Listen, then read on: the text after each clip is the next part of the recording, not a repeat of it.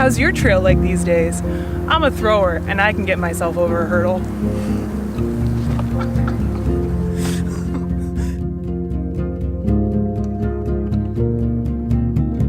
In 2009, I came back from World Championships and I was suffering from a lot of lower back pain and just not being able to move my hips the way that, I once was as a 20-year-old.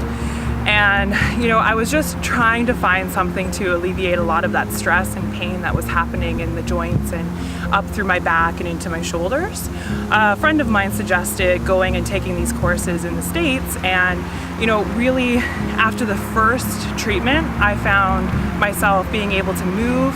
So that was kind of the reason why I took the courses, was, to be able to really treat myself when, I'm flying around the world and don't really have access to massage therapists, ART people, and being able to just really assess myself and be able to treat myself on the road. So I'm a level 2 fascial stretch therapist out of the Stretch to Win Institute in Phoenix, Arizona. Fascial stretch therapy is a lot of slow movements because you really want to dig into and find long trauma or scar tissue. So every action that I will do is usually long and deliberate. We like to assess the client's hips and see if they're level. So as I come in, Jess is actually doing pretty good. I'm just checking in to see where Jess is having any issues along her sideline. Sometimes we find that the QL, which is basically the big back muscle in here, can get pretty jammed up and travel down the sides of our legs and can really wreak havoc on a lot of issues down the leg. As you've probably seen with some of the movements that I took Jess through, it's kind of a dance. And fascial stretch therapy is not just me sticking your finger into a part of your body for a trigger point.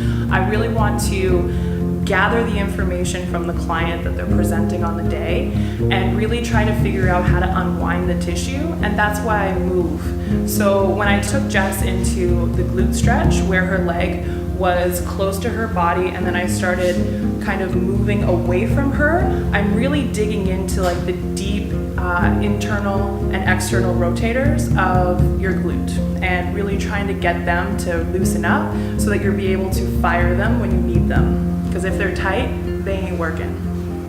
Push into my hand and let it go.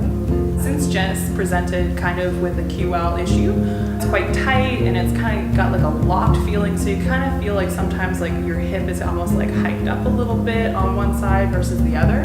But take home for her would be, I would get her to do any kind of sideline stretch where the culprit, the hip culprit, I'm gonna expose on the one side. So since it was her right side, I'm gonna ask her to put her left foot forward. I'm gonna bring that right leg back behind, and I'm gonna ask her to reach high and really breathe and lean into that right side to really open up the QL, open up the ribs, and just let it travel down the leg.